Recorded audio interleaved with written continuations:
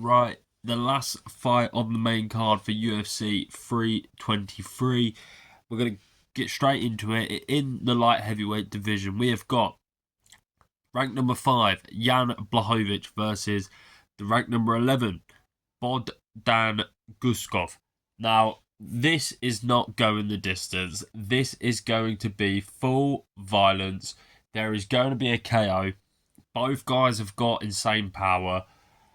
Both guys go for the kill. It is going to be an absolute tear up. I will tell you now. Just to kick off the main card as well, we're in for a treat. If this doesn't honestly end in a KO, then something seriously has gone wrong here. Both guys, we'll get into the stats and that now.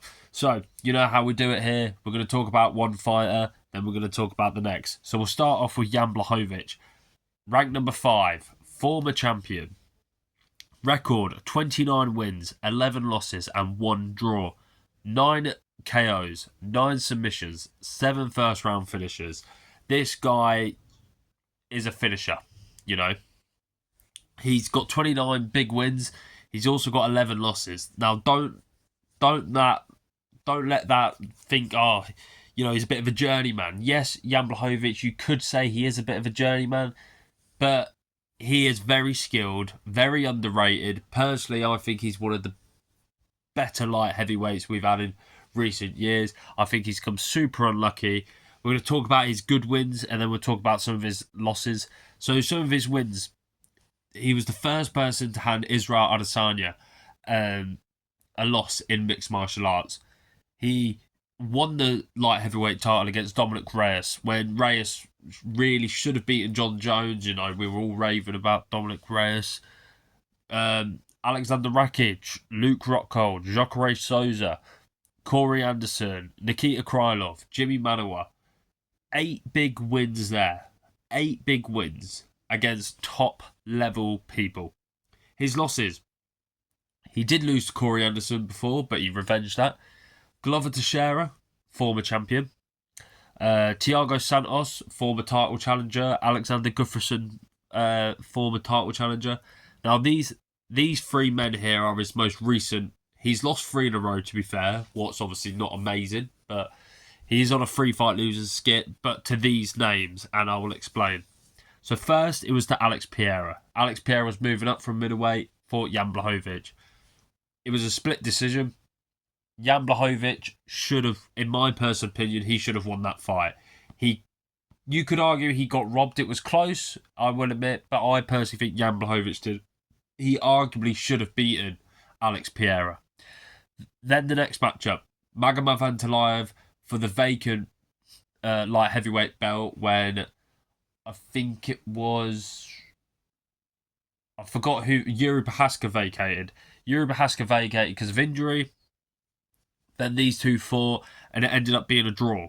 But Jan Blachowicz could have won that as well. It was that close of a fight, so that's his only draw on his record. So actually, yeah, that's not even a loss now thinking about it. It was a draw. So he didn't lose to Ankalaev, he drew with him.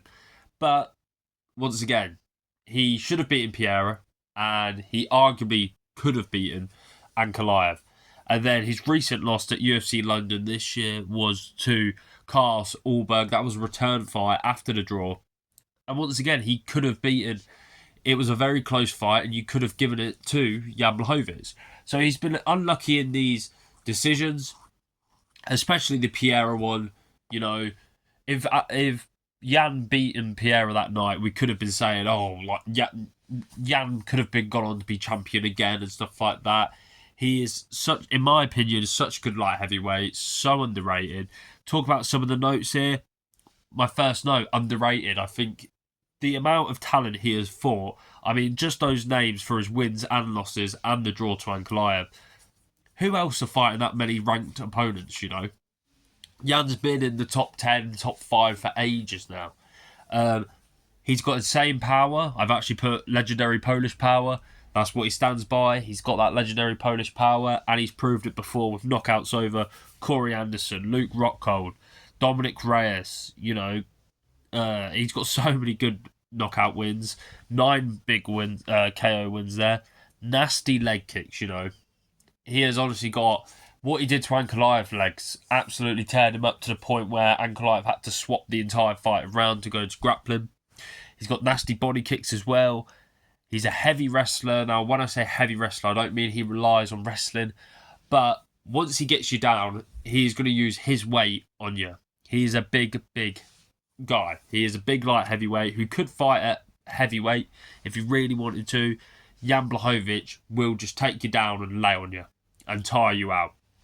And he is still a top guy in this light heavyweight division. He's only a couple of wins away of, you know, going for the title again. I do believe so.